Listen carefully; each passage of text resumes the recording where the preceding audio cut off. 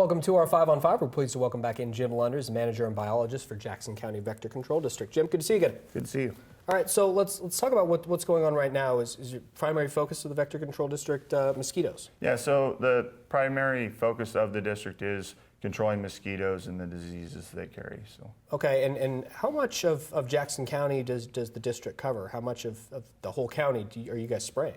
So we're responsible for the entire, we're a special taxing district and our jurisdiction covers the entirety of Jackson County. Okay, all right. So we've heard concerns from viewers, and I know as we've talked about, you've gotten calls as well. Some people are worried about some of the chemicals and some of the spraying you guys are doing. I know you've been doing this, I guess, going back a few weeks.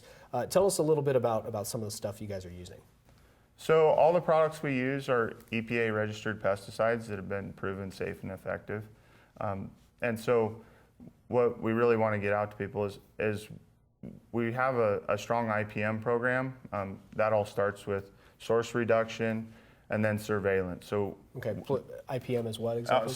Excuse me, integrated pest management. Okay. Or it's sometimes called integrated mosquito management. So, and really the backbone of that is public education and surveillance. So we know what mosquitoes are out there and how we can best control them. Oftentimes that's by treating the larvae.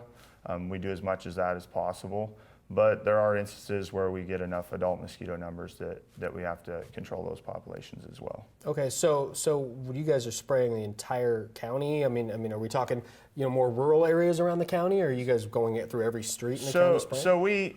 So everything is based on surveillance. So we have a great deal of the larval sources mapped. So we have 10 seasonal technicians out treating those on a routine basis. They check for mosquito larvae. If there's larvae present, then they treat them accordingly. And then the adult surveillance is based on both the employees being out there and being able to do landing rates and seeing how many adult mosquitoes there are. Or we often use CO2 baited traps that attract the mosquitoes. That way we can quantify what species are there and how many there are and make decisions on whether or not that area needs treated. All right, okay, we're gonna take a quick break. We'll have much more with Jim in a moment. Stay with us. Welcome back to our 5 on 5. Again, we're here with Jim Lunders from Jackson County Vector Control District. So Jim, you talked about the spraying you guys are doing for mosquitoes. Everything, all the chemicals you guys are using are EPA approved? Correct. All the products we use are EPA approved. We have a list of all the products along with their labels on our website. So if people are interested in what products we're using, they can go to jacksoncountyvectorcontrol.org and see a complete list of the products we use. Okay, and so forgive me, this is not my area of expertise, but if it's EPA approved, does that mean it's safe for humans? But what about, is it safe for other animals, bees, for example? So all the products we use are evaluated for their use, and those risks are taken into account. For example, the adult side products we use, the reason we make those applications when we're making them is to minimize impacts on non-target species. So the reason we generally spray between 3 a.m. and 6 a.m. is to specifically target the adult mosquito population. What about notification? Some people let us know they didn't feel like they were adequately notified that there would be spraying done in their area. What kind of steps do you take? So we've started, and this is recent, we've started putting the general area where we're going to be making applications for adult mosquitoes on our website. We generally do that every afternoon, and the applications are made the next morning.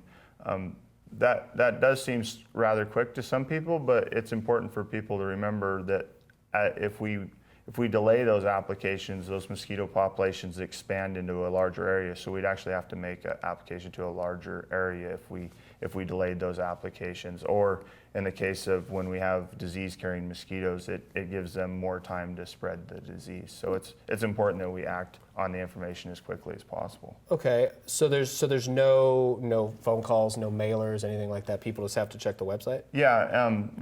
If people check the website, and we also maintain a no spray list, so if there's people that are concerned about pesticides, or if they have an organic garden or something like that, they can call in and be placed on that as well. Oh, so you wouldn't spray in areas Correct. where people Unless we have an instance of mosquito-borne disease, and then we would call them ahead and try to mitigate things as best we can. Okay, and I want to squeeze in a question about Zika virus. It's obviously a big concern. It's coming back up, of course, with the Rio Olympics.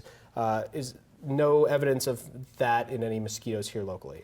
No, right now, the two primary vectors for Zika do not occur in Jackson County. We, of course, we are enhancing our surveillance to, one, make sure we don't have those particular mosquitoes, and two, be certain that we don't have another mosquito species that's already here that might be capable of spreading the disease. Right now, we don't believe that to be the case, but we can't be 100% certain at this time. Okay, and again, if people want anything about mosquitoes or spraying or anything related to vector control, they should just go to the website? Yeah, we really encourage people, if they have questions, to go to the website.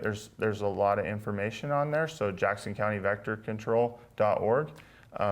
And there's a lot of information on there, and if you still have questions after looking there, feel free to call the office. It's 541-826-2199. You might have to leave a message and we'll call you back because we'll get back to you as quickly as we can. Okay, Jim, good to see you. Good to Thanks see very you. much. Thank you. Stay with us. We'll be right back.